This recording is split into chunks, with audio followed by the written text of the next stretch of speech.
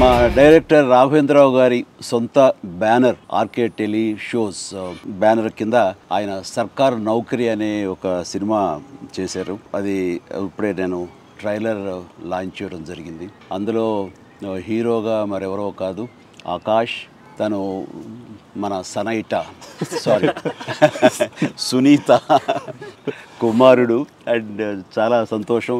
అంటే ఇండస్ట్రీ ఎలాంటి ఇండస్ట్రీ అంటే ఇక్కడ మనం సెలబ్రిటీస్గా మనం స్టేటస్ తీసుకున్న తర్వాత మన బిడ్డలు వేరే చోటుకు వెళ్ళరు. ఖచ్చితంగా ఇదే ఇండస్ట్రీని వాళ్ళు కోరుకుంటారు, ఇక్కడే రాణించాలనుకుంటారు, రాణిస్తారు కూడా. అలాగా ఈ రోజున ఆకాష్ ఈ సినిమా ద్వారా పరిచయం అవుతున్నాడు. తన హావభావాలు కానివ్వండి, తన లుక్స్ కానివ్వండి ఇందులో చాలా చక్కగా ఉండి చాలా న్యాచురల్గా అనిపించింది. సో అతనికి మంచి భవిష్యత్తు ఉంటుందని.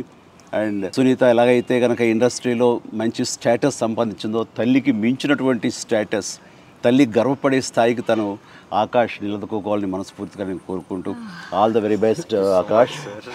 అండ్ దీనికి భావన, తను కూడా థియేటర్ నుంచి వచ్చినటువంటి నటి అండ్ చార్టెడ్ అకౌంటెంట్ అయ్యిండు కూడా. ఈ ఫిల్మ్స్ మీద ఇంట్రెస్ట్ తోటి తను ఇక్కడ రావడం అన్నది చాలా చక్కటి నటన కనబరిచింది. చూస్తుంటే ఎంత న్యాచురల్గా విలేజ్ గర్ల్ లాగా తను ఉంది. ఆ రకంగా భావన కూడా ఖచ్చితంగా తెలుగు ఆడియన్స్ మనల్ని పొందుతూ నటిగా నిలదొక్కుంటుందని ఆశాభావం ఉంది నాకు. Good luck, god bless, really I wish all the very best. And then డైరెక్టర్గా సర్కార్ నౌకరీ డైరెక్ట్ చేసినటువంటి గంగనమౌని శేఖర్ ఈ సినిమాని డైరెక్ట్ చేశాడు. ఇది సెకండ్ ఫిల్మ్.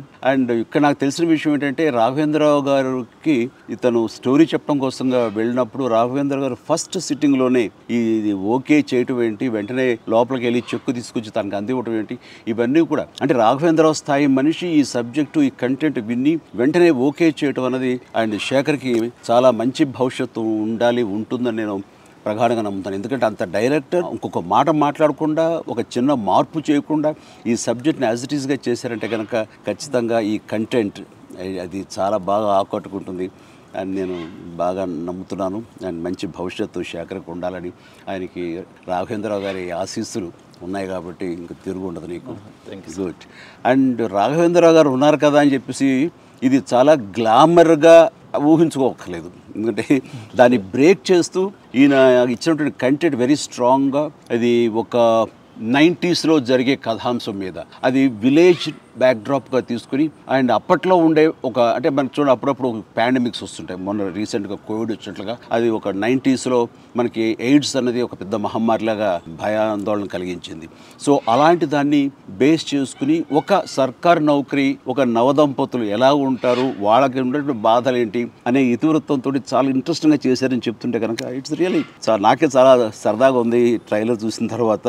అండ్ ఖచ్చితంగా ఇది ఆరిస్తుంది, ఇది అందరికీ ఆమోదంతో పెద్ద హిట్ అవుతుందని చెప్పేసి మీ అందరికి మంచి పేరు తీసుకొస్తుందని. అండ్ వీటిలో చెప్పాలంటే మీకు అందరికీ లైఫ్ వస్తుంది, ఈవిడికేమో ఎగ్జైట్మెంట్ వస్తుంది మా సనైటాకి. Good. So all the very best. And entire cast and క్రూకి నేను నా హృదయపూర్వక అభినందనలు తెలియజేస్తున్నాను. And good luck.